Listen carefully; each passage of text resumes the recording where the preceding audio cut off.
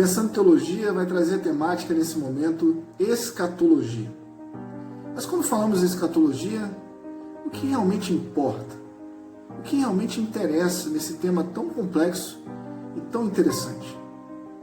Para conversar sobre esse tema, teremos a presença de Valtair Miranda, doutor em Ciência da Religião, professor, teólogo, pastor, e eu tenho certeza que será uma oportunidade ímpar de aprendizado.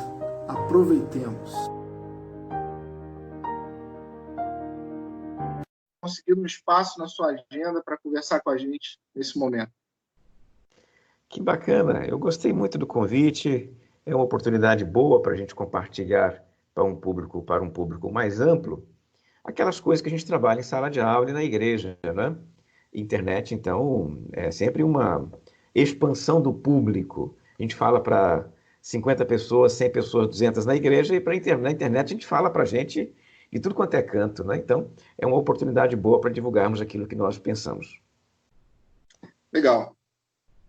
Bom, o tema que a gente se propôs a conversar nesse momento, ele é muito interessante, ao mesmo tempo muito complexo para muita gente, que é a escatologia. Eu queria que você começasse, então, explicando para a gente do que se trata escatologia.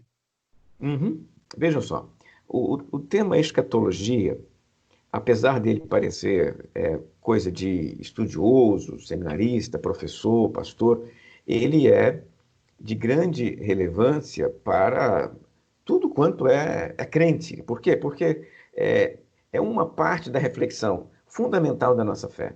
Quando pensamos em teologia, estamos pensando em categorias. Estamos pensando, por exemplo, em salvação.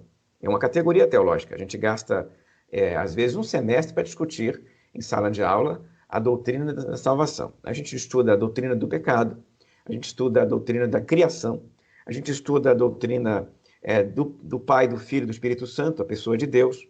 A gente estuda a doutrina da igreja, a eclesiologia, e cada uma dessas doutrinas tem um nome técnico que a gente usa em sala de aula. Então, o tema da teologia, pneumatologia, soteriologia, cristologia, eclesiologia. E aí, quando estamos fechando a nossa caminhada teológica com os alunos, o que nos sobra? Ou seja, qual é a última coisa que a gente discute com um aluno numa caminhada dessas? Escatologia. E por quê? Porque a escatologia é a reflexão sobre o final. E o final aqui entendido de duas maneiras. Pode ser o final de nossa história ou o final da história do mundo. Então, o fim do mundo é o fim de nossas vidas. Quando nós pensamos no fim do mundo, o fim da história humana, estamos tratando de escatologia cósmica. Ou seja, Deus vai terminar com a história humana, Deus vai terminar com o mundo um dia vai acabar, e aí pensamos em cataclismos escatológicos, pensamos em juízo final, pensamos em galardão, pensamos em volta de Jesus, pensamos em grande tribulação, anticristo, são todos temas da escatologia cósmica. Quando o assunto é o indivíduo, ou seja, o fim do indivíduo, estamos falando de escatologia pessoal. Aí é a morte, o que vem após a morte, céu, inferno. Estamos pensando, por exemplo, sobre a consciência humana após a morte. Estudamos juntos aqui galardão, é um tema da escatologia pessoal. E um aspecto que aparece e é às vezes bem incompreendido, que é a doutrina chamada estado intermediário, que é o período de vida entre a nossa morte e a volta de Jesus. Entre a nossa morte e a volta de Jesus, esse período chamamos de estado intermediário. Então, são temas da escatologia pessoal. Então, escatologia é o estudo do fim, né? O tema escatologia, a palavra escatologia, significa isso. Eschatos, o fim, logia, estudo, o estudo do fim. Então, é a forma como Deus intervém para trazer um fim às nossas vidas ou à história da humanidade. Então, é isso que é escatologia. E, veja só, é um tema de grande relevância. A gente não pode fechar uma reflexão com a igreja sem tratar de escatologia. Não dá para falar de doutrina na igreja sem falar de escatologia. Não dá para ensinar um novo convertido os princípios básicos da fé sem tratar de escatologia. Em algum momento vamos falar de escatologia para o crente, para o novo convertido, para o jovem, para o irmão, para a irmã. Então, apesar de ser um tema sensível, porque as pessoas às vezes ficam assustadas com o tema, né? Com a morte, com juízo final, esses temas assustam as pessoas, né? Quando você pensa em Apocalipse, o último livro da Bíblia, que é talvez aí o livro que mais fala do assunto, as pessoas se assustam com o livro e acham que esse livro, então, deveria ser um livro pouco usado. Então, o tema é um tema nobre, é um tema legítimo, é um tema essencial, porque eu acredito que, Fernando, uma boa reflexão escatológica nos ajuda a, inclusive, viver melhor a nossa vida na Terra. Perfeito. Interessante que realmente há muitos pastores, muitos mestres, e quando se deparam com as questões de escatologia, eles procuram fugir do assunto realmente. Não vamos deixar isso para depois. E quando, na verdade, você bem pontuou, não há como desassociar. Uhum. Precisamos pensar na escatologia, sim. Mas como Isso. trabalhar isso, então, Walter? Como trabalhar essa questão da escatologia de uma maneira séria, sem assustar, ensinando realmente? Eu quero sugerir para quem nos ouve, especialmente se essa pessoa for líder de um grupo, líder de uma comunidade, um pastor, um obreiro, para imaginar o seguinte: como ensinar escatologia? Como estudar o assunto por um roteiro saudável, sem exagero, sem estresses exagerados e desnecessários, sem, é, sem preocupações que venham a tolher a nossa saúde, por exemplo, né? Porque às vezes as pessoas se tornam tão preocupadas com a temática que isso se torna uma enfermidade, né? Um desequilíbrio. Todo desequilíbrio é ruim para a saúde espiritual ou física. Então, como fazer isso? Eu quero dar uma sugestão. A minha sugestão é a seguinte: trabalhar por meio das grandes fontes da escatologia.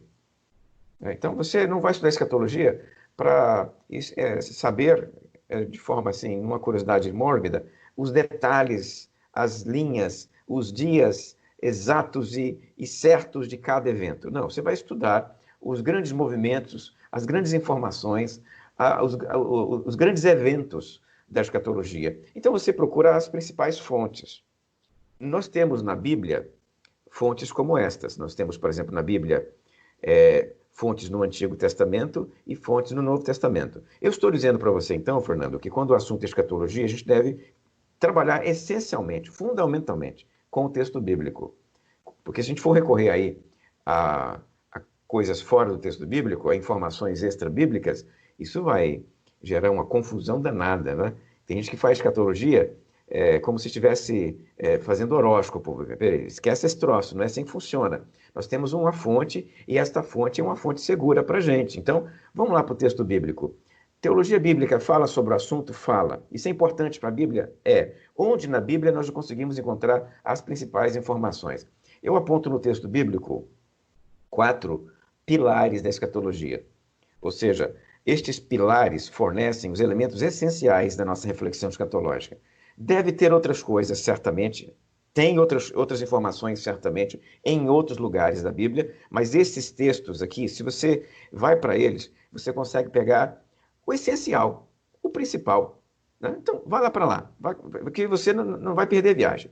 Um texto no Antigo Testamento e 3 no Novo Testamento. Quais são eles? No Antigo Testamento, eu tenho o livro de Daniel. Então, quem quer estudar a escatologia, vai para Daniel. Começar em Daniel. Não, acho que não dá para começar de trás para frente. Começa em Daniel. Daniel é a porta de entrada da escatologia bíblica. É a porta de entrada. Daniel é a porta de entrada por quê? Porque quando a gente estuda teologia, uma das coisas que nós falamos com nossos alunos é o seguinte: Deus se revelou progressivamente. Isso quer dizer o seguinte: a Bíblia é o relato da revelação paulatina de Deus. Então, ele não chegou lá no ponto inicial da revelação e entregou tudo que ele tinha para entregar. Ele entregou um pouco, depois mais um pouco, depois mais um pouco. Isso quer dizer que o assunto escatologia está maduro e consistente em Daniel.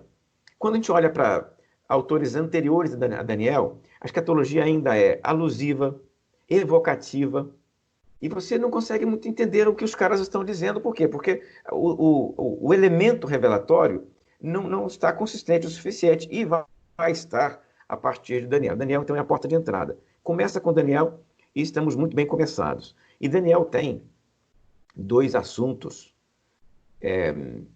que são assuntos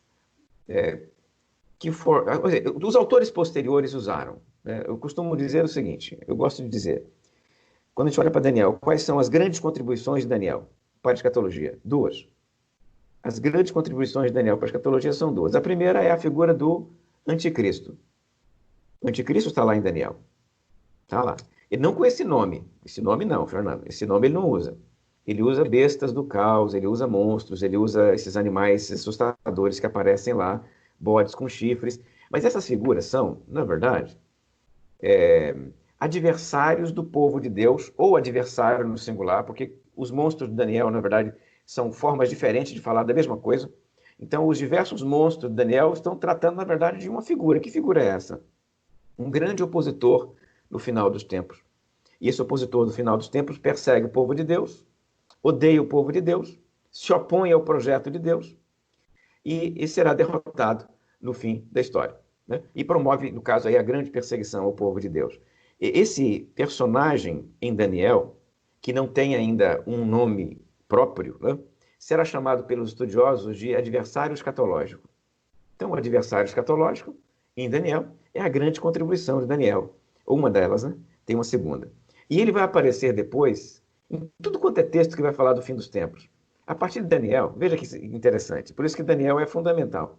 Depois de Daniel, o adversário escatológico se torna uma figurinha onipresente em toda a reflexão sobre o fim dos textos bíblicos. Os autores vão falar sobre o fim, fala dele. Paulo fala dele, o sermão profético de Jesus fala dele, o Apocalipse fala dele, ou seja, ele aparece em tudo quanto é pensamento sobre o fim, depois de Daniel. Então, Daniel poderia ser chamado até de o autor do adversário escatológico, porque ele é o personagem que fala dele de forma consistente pela primeira vez. Um outro tema que Daniel nos dá é o tema que Daniel nos dá, a segunda grande contribuição de Daniel é a doutrina da grande tribulação.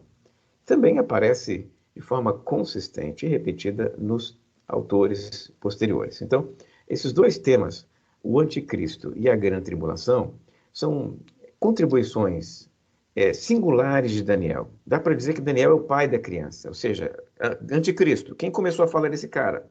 Daniel. Grande tribulação. Quem começou a falar dessas coisas, ou desta coisa? Daniel. Lá em Daniel 12, a expressão que aparece lá é a seguinte, que antes da intervenção final de Deus, antes do fim do mundo, o povo de Deus iria enfrentar uma perseguição muito grande, que iria destruir quase totalmente o poder do povo santo. Esta que é a expressão lá de Daniel 12. E Daniel 12 descreve isso como a grande e terrível tribulação do fim dos tempos. E desde então, Fernando, os leitores de Daniel entendem que no final dos tempos já haverá uma grande tribulação, e essa grande tribulação é anterior ao fim do mundo. Então, sem grande tribulação não tem fim do mundo. Não dá para chegar no fim do mundo sem grande tribulação. Tribulação é esperada para o fim. Os dois personagens, os dois eventos, os dois fenômenos são esperados para o fim.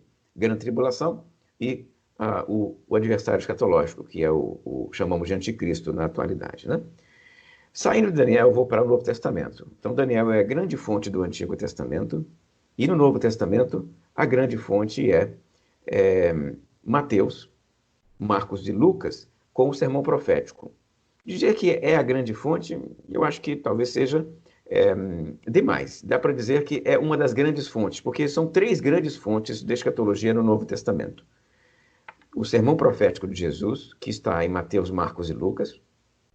O Paulo, em duas de suas cartas, três na verdade, né? Em três de suas cartas, e o Apocalipse de João. Então, as três grandes fontes da escatologia no Novo Testamento são o sermão profético de Jesus, o apóstolo Paulo e o Apocalipse. O sermão profético de Jesus nos dá alguns elementos também fundamentais. Se eu olhei para Daniel e perguntei o que Daniel deu de singular para a escatologia, eu vou olhar para o sermão profético e vou perguntar o que o sermão profético deu de singular para a escatologia.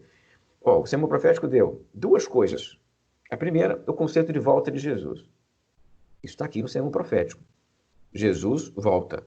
E esse conceito está aqui no sermão profético primeiro do que em qualquer outro lugar. Né?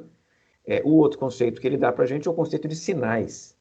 Sinais também é um conceito que aparece aqui no sermão profético e não aparece, é um evento novo, é um conceito novo, é uma ideia nova. Se nós perguntamos para Daniel quais são os elementos que ele deu para a revelação da escatologia, quando perguntamos isso para o sermão profético vai nos dar estes dois elementos, a volta de Jesus e os sinais proféticos. Quando olhamos para a volta de Jesus, o que percebemos é que ela se dá, de novo, no final de uma grande tribulação. Isso está lá no sermão profético de Jesus. Grande tribulação, que estava lá em Daniel.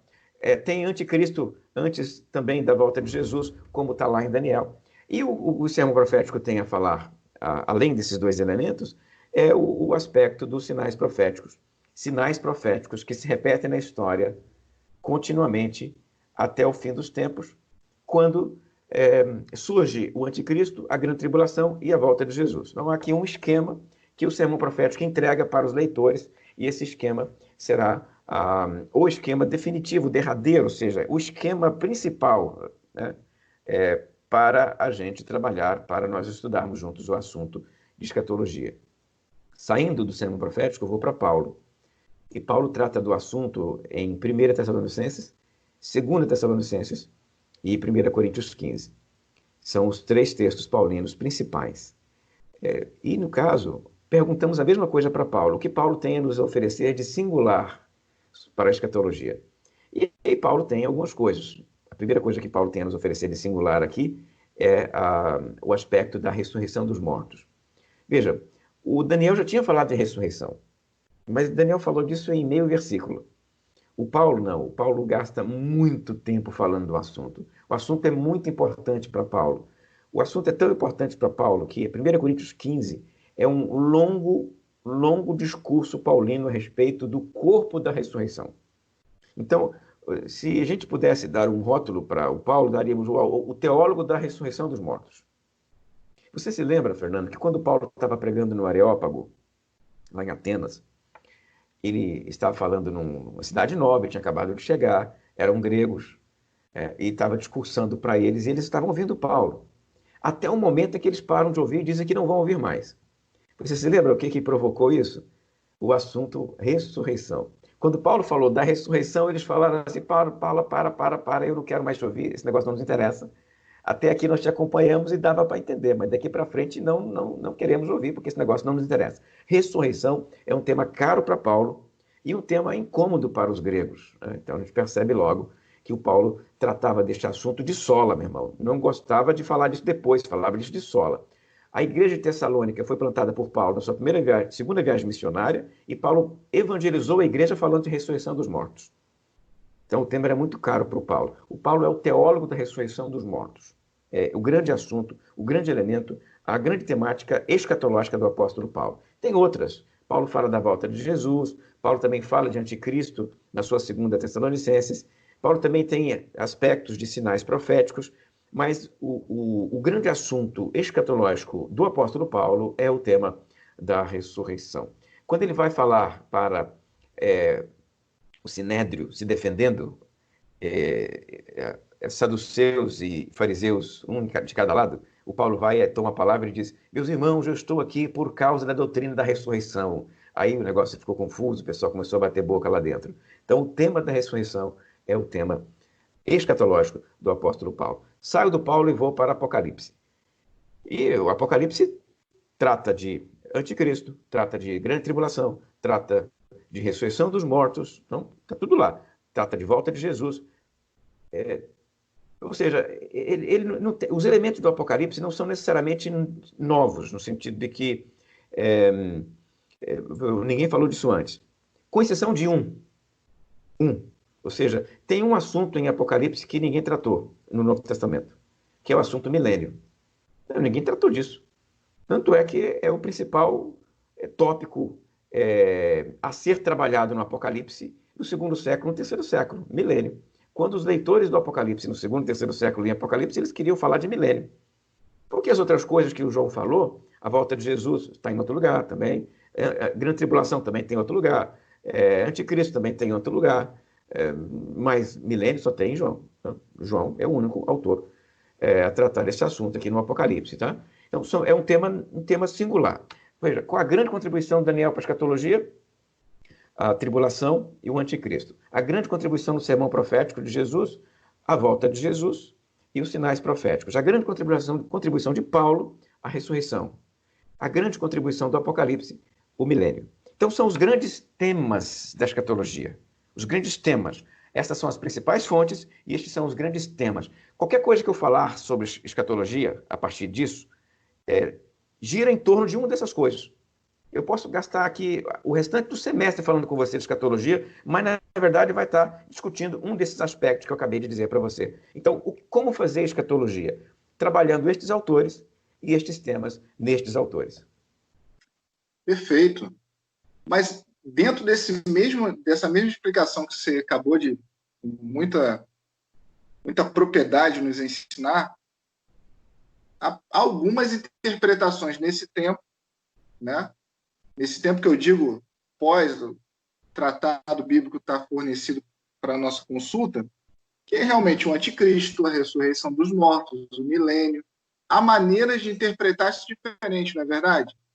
Acho que é importante a gente pensar também, fornecer essa informação, as várias interpretações desse tempo. Porque, de certa forma, Walter, todos os que advogam uma ou outra, eles se baseiam nesses textos que você bem colocou, não é verdade? Perfeitamente. Você tem toda a razão, Fernando. Tem toda a razão.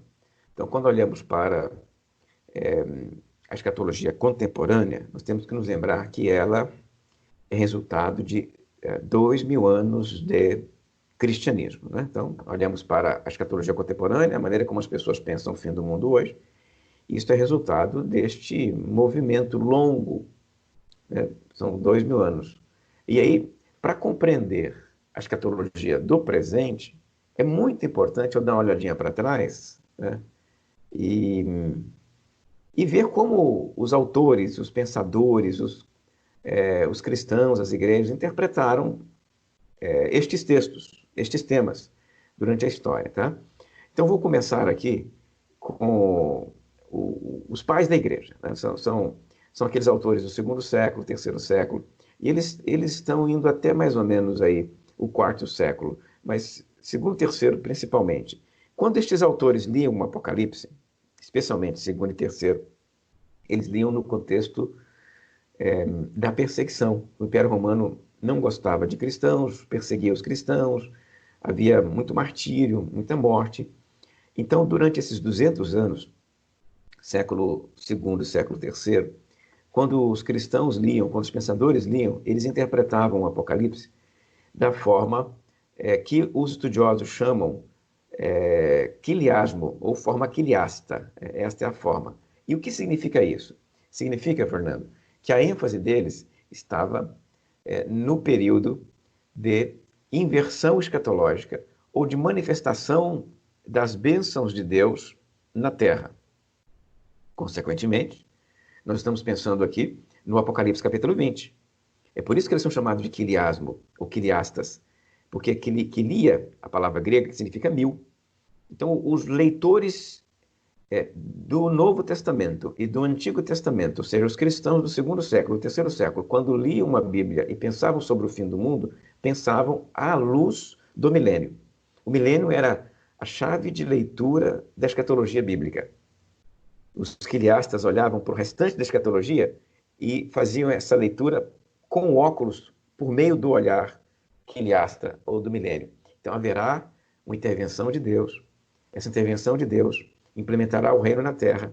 E esse reino na terra será um reino de paz, felicidade, prosperidade. E, por fim, após esse reino, virá o juízo final e aí sim, um mundo transcendental. Para explicar para você o significado disso, talvez eu deva dar uma olhadinha para a forma como os judeus faziam. E aí, quando eu olho para o período anterior, ou seja, a maneira como os judeus entendiam a intervenção final de Deus, o reino de Deus, vai ficar mais claro o papel dos quiliastas, tá? Como os judeus, de uma maneira geral, interpretavam a intervenção final de Deus? 3 formas. Uma delas era, Deus intervém, implementa o seu reino na terra, paz, prosperidade, felicidade. Nos termos de Isaías 6, né? A criança brincará com o leão, brinca com a serpente e não vai se machucar. A espada vai virar instrumento de arado, e ninguém mais vai se machucar, é isso. São as imagens, tá?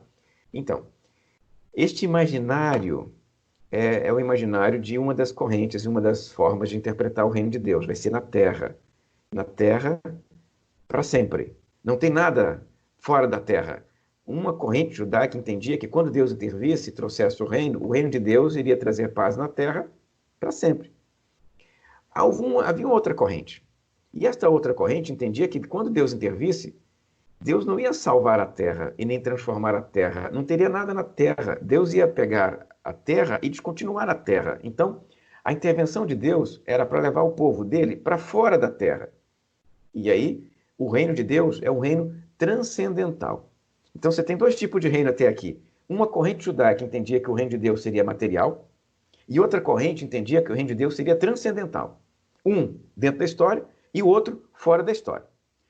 E surgiu uma terceira via, né? Como praticamente aí em toda corrente de pensamento, né, bem hegeliana, né, você tem aí a tese, a antítese e a síntese, né? Surgiu no meio aí a outra possibilidade, que é a seguinte: Deus intervém, implementa o seu reino circunstancialmente na história. Durante esse período, a paz na terra, prosperidade na terra, a tranquilidade, sem problema nenhum. Mas no final, haverá uma intervenção para descontinuar a história. Então, essa perspectiva que surgiu pegou uma parte da intervenção material e uma parte da intervenção transcendental. Deus intervém, reino material, durante um período de tempo. E depois, o reino transcendental. Eu te dou dois exemplos de autores que pensam assim. Um exemplo é o Quarto Esdras e o outro exemplo é o Apocalipse de Baruque. Para eles, haveria um reino na Terra durante um período, um reino de Deus, um período de paz, e depois o mundo transcendental, quando Deus terminasse a história. Certo? Então, quando você olha para o Apocalipse de João, você já consegue perceber em que corrente, em que lugar está o Apocalipse de João. O Apocalipse de João está no meio. Você tem um período na história de intervenção de Deus e um período fora da história, um mundo transcendental, né? É isso que o Apocalipse faz. Milênio na Terra, paz na Terra, depois juízo final e Nova Jerusalém, que é fora da Terra, que é mundo transcendental. Os quiliastas, lá no final, os quiliastas, vão usar o esquema de Apocalipse de João. O esquema de que haverá um reino na Terra, com bênção material, e só depois haverá um mundo transcendental. Esta é a perspectiva de leitura dos 200 primeiros anos dos cristãos. Aí o império se converte, o império vira cristão, surge Agostinho de Hipona, e com o Agostinho de Hipona surge uma grande novidade escatológica, porque Agostinho vai mudar a perspectiva, né? Ele vai fazer uma leitura simbólica da escatologia. Não tem reino na terra, o que há, na verdade, é um período de governo de Cristo. E esse período de governo de Cristo é o período milenar. Então, o reino de Deus é um reino simbólico, não é um reino material. E esse reino de Deus simbólico, ele está paralelo à história da humanidade. A história do reino de Deus é paralela à história do reino da terra. Lembra das duas cidades aí de Agostinho de Hipona, né? Então, Jerusalém e Roma. As duas vão juntas até o final dos tempos. E lá no final dos tempos a história termina. Essa perspectiva de Agostinho se tornou a perspectiva majoritária da igreja, né? Não tem reino material na história. Deus intervém para terminar com a história, o mundo transcendental. Eu vou dar nome para essas correntes, para facilitar a nossa conversa. A corrente quiliasta é chamada de pré-milenismo. A corrente de Agostinho é chamada de amilenismo. E aí, no século XIII, no XII, na verdade, né, com Joaquim de Fiore, surgiu uma outra corrente. É uma corrente que entendia que a paz na Terra seria sem Jesus. E aí, como a paz na Terra seria sem Jesus, Jesus volta depois do período de paz na Terra, esse autor, na verdade, está dando origem à corrente chamada pós-milenismo, porque tem um período de paz na Terra, que é provocado pela pregação da igreja, pelo Espírito Santo, e depois do período de paz é que Jesus volta, para terminar a história. Então, o Joaquim, ele praticamente um dos primeiros pós-milenistas da história. Surgiu uma quarta corrente, uma quarta grande corrente, na virada do 19 para o 20. Um teólogo irlandês, ele pegou um pedaço, uma parte do quileasmo, do pré-milenismo, juntou com alguns aspectos novos que ele trouxe para a corrente e deu origem ao que nós chamamos hoje de dispensacionalismo, que tem ênfase nas dispensações, tem ênfase na conversão de Israel e na necessidade de que Israel se converta para que Jesus volte. Né? São as grandes ênfases da corrente dispensacional. Então, em linhas gerais, quando nós hoje perguntamos o que as pessoas pensam sobre escatologia, elas pensam a partir de uma dessas grandes correntes. O chamado pré-milenismo, né? Aquele primeiro, o chamado amilenismo, o pós-milenismo, de Joaquim de Fiore, e o dispensacionalismo, que é do século XIX para cá, que são as grandes correntes escatológicas. Perfeito. E lembrando que você bem disse no início, que a gente tem que ter sempre como base, para não criar mais problema nesse entendimento, a Bíblia.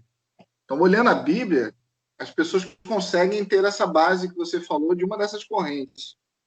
E claro que o tempo não permite para que a gente adentre cada corrente, converse, aí realmente o ouvinte precisa querer entrar num seminário, estudar, e ainda assim é muito provável que saia de lá sem todas as respostas, porque realmente é um assunto vasto, né? Mas, volta aí, caminhando para o nosso final do nosso papo aqui, e já te agradecendo, porque está sendo excelente, independente desse que vos falo, nós ficaríamos aqui conversando muito tempo, mas o tempo não permite. Quando a gente fala de escatologia, e lembrando aquela conversa minha inicial, as pessoas tentam fugir do assunto quando se deparam com um questionamento, e parece que uma grande resposta seria se o que precisa da resposta entendesse o que realmente importa. E eu te pergunto, quando a gente fala de escatologia, independente da linha que eu acredite ou não, o que realmente importa? A pergunta sua é muito apropriada, tá? A gente olha para esses temas aqui e a pergunta realmente é muito apropriada. Para não cairmos na pilha de ficarmos debatendo momento de volta de Jesus, data da volta de Jesus, isso é inacessível. O próprio Jesus disse que isso é inacessível. Para não cairmos na pilha de ficarmos aí discutindo a grande tribulação, se vem antes, se vem depois, se a igreja participa da tribulação, se não participa da tribulação, para a gente não cair na pilha e ficar discutindo esses detalhes, nós temos que manter aí um equilíbrio escatológico. E o equilíbrio escatológico, à luz dos textos bíblicos, me parece indicar uma certa perspectiva de caminhada, de vida cristã na Terra. Quando olhamos para a caminhada cristã, Fernando, eu imagino que ela precisa de dois elementos. Um elemento é a percepção de que a vida acaba. E não só a vida acaba, o mundo acaba. E esta percepção de que a vida acaba e o mundo acaba nos leva a entender que nós precisamos valorizar profundamente os momentos que nós temos para viver hoje. Porque o mundo vai acabar e nós mesmos vamos acabar. Ou seja, a perspectiva do fim nos leva a valorizar o nosso presente. Olha para o texto bíblico, e o texto bíblico mostra isso, né? Ó, a sua vida vai acabar um dia e o mundo vai acabar um dia. E daí? O que você vai fazer com isso? Eu vou viver como um bom mordomo, multiplicando os meus talentos, porque eu não posso desperdiçar nada, Fernando. Não tenho tempo para desperdiçar, não tenho oportunidade para desperdiçar, eu tenho que aproveitar as oportunidades que Deus me dá para viver. Então, esse é um dado. O outro dado é que a gente não vai desperdiçar a vida, porque a vida é limitada, eu vou morrer. O mundo é limitado, o mundo vai morrer, o mundo vai acabar. Então, à luz dessa perspectiva, eu cuido melhor do mundo e cuido melhor da minha vida. Mas tem um outro aspecto, que se eu foco demais nisso, eu não ando, eu não caminho, eu não programo. Imagina que a pessoa fique tão fatigada com essa temática, com essa questão, né? O mundo vai acabar. Imagina essas seitas malucas, o mundo vai acabar daqui a 20 dias. Quando o camarada de uma seita maluca dessa prega um troço desse, o que o membro fiel dessa seita faz? Se o mundo vai acabar daqui a 20 dias, eu não vou mais trabalhar, eu não vou mais estudar, eu não vou mais me preocupar com nada, vou ficar deitado aqui esperando o mundo acabar. Então essas seitas provocam estagnação, elas provocam letargia, então elas provocam uma série de fenômenos que o próprio Paulo conhecia. Por isso, quando ele escreveu a segunda carta aos Tessalonicenses, ele disse um negócio que tem que ser compreendido, que é o seguinte: quem não trabalhar, não coma. Porque naquela oportunidade, já tinha gente achando que, já que Cristo ia voltar dali a pouquinho, vou ficar aguardando, deitado aqui enquanto ele não vem. E aí o Paulo vai dizer, olha, se você não for trabalhar, não vai comer, meu irmão, vai trabalhar. Enquanto ele não volta, vai trabalhar. Então Paulo nos ensina com isso, que escatologia demanda equilíbrio. Ou seja, você sabe que a sua vida vai acabar, que o mundo vai acabar, então você valoriza profundamente o dia de hoje e o vive com muita intensidade, mas ao mesmo tempo você sabe que pode não acabar hoje nem amanhã. E já que talvez não acabe nem hoje nem amanhã, você vai planejar o seu hoje, o seu amanhã, a sua próxima semana, você vai se esforçar, você vai trabalhar, vai educar seus filhos, vai cuidar de sua saúde, você vai procurar crescer e se desenvolver. Por quê? Porque enquanto o mundo não acaba, você tem que viver. Então, o mundo vai acabar, mas enquanto ele não acaba, vamos viver bem a vida que nós temos para viver. Então, são estes elementos que eu acho que nos tocam para valer. Quando você me pergunta o que realmente importa, eu digo o que realmente importa é isso. Uma perspectiva equilibrada de que o mundo vai acabar e que a nossa vida vai acabar, e uma perspectiva equilibrada de que enquanto ela não acaba, eu tenho coisas para fazer. É isso que realmente importa. Excelente. E o mais importante de tudo, e você concorda também, é que independente de se ele vai voltar antes da grande tribulação, durante, depois, se o anticristo vai ser feio ou bonito, importa é que nós estejamos com ele naquele grande dia, aonde ele estiver, se for na visão pré, pós, dispensacionalista, enfim, o verdadeiro cristão guiado pelo Espírito Santo, como você bem colocou, ele vai viver para a glória de Deus, enquanto o Senhor assim quiser, seja o fim do tempo daqui a uma semana, ou daqui a 100 anos, ou seja lá quando for. Altair, muito obrigado e que Deus te abençoe. Um abraço. Tchau, tchau.